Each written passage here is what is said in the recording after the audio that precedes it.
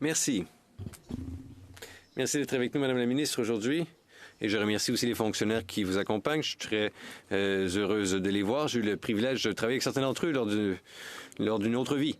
Ma question est la suivante. Lorsque le projet de loi C5 a été déposé, un communiqué de presse daté du 6 juin émanant du gouvernement du Canada déclarait que les projets désignés pour une approbation conditionnelle le seraient après une consultation complète des peuples autochtones concernés et conformément aux engagements du Canada envers la DNUDPA et conformément aux obligations constitutionnelles du Canada, qui sont de consulter les groupes autochtones. Je suis heureuse de voir ça, mais quelles sont les mesures concrètes prises par le gouvernement pour assurer que ce projet de loi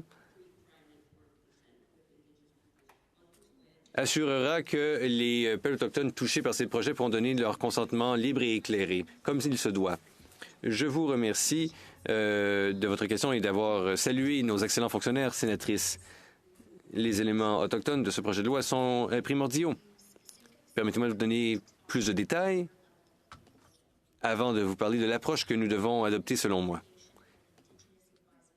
Un comité consultatif autochtone pour le bureau des grands projets sera créé.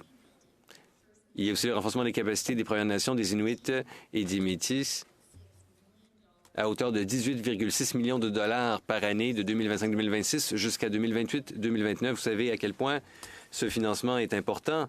Et vous savez fort bien hein, à quel point ce financement est important si nous voulons avoir du travail qui se fasse en réelle collaboration. Et j'aimerais mettre l'accent sur quelque chose qui me rend fort fier, c'est ce programme de garantie des prêts autochtones. J'ai mis en œuvre ce programme doté d'une enveloppe de 5 milliards de dollars. Le premier ministre est venu me voir. Il a dit on va monter ça à 10 milliards. Je suis tout à fait d'accord. Et je crois fermement que si nous faisons bien les choses, et je crois que nous devons tous nous engager en ce sens, sénateurs, sénatrices, je suis d'avis que cette loi permettrait la prospérité autochtone, la participation autochtone dans la croissance économique canadienne, la participation autochtone, en outre, dans l'édification du Canada. Comme vous l'avez dit, à juste titre, sénatrice, le Canada qui se bâtit sur des terres autochtones. Merci. Je suis très heureuse de vous entendre dire cela. Et il y a beaucoup d'initiatives qui se traduisent par de l'excellent travail dans nos communautés. Ma préoccupation est la suivante, c'est que les échéanciers seront serrés en raison de ce projet de loi et cela aura une incidence manifeste sur les peuples autochtones. Comment le gouvernement s'assurera précisément que assez de temps sera consacré pour la consultation des peuples autochtones pour obtenir leur consentement libre et éclairé de façon significative? Je pense que j'ai essayé d'offrir certaines réponses à cette question déjà, et je pense que le comité consultatif autochtone va jouer un rôle important.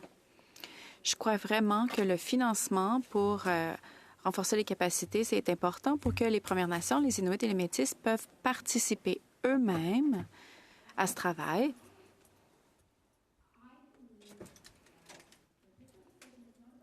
Ce projet de loi n'est pas une question de sauter les étapes. C'est plutôt de dire que plutôt que d'y aller un à la fois, on va le faire avec toutes les étapes en même temps. On va se retrousser les manches, faire le travail qui doit être fait et le faire plus rapidement. Nous sommes dans une crise et donc nous devons travailler plus vite. Nous avons déjà un accord avec la Colombie-Britannique. C'est très prometteur comme exemple. Nous avons l'intention d'avoir des accords de substitution avec tout le monde et que ce soit fait à l'intérieur de 6 mois. Ce sera fait d'une façon pratique. C'est comme ça qu'on fait les choses simultanément. Et on ne veut pas faire les choses 2 fois.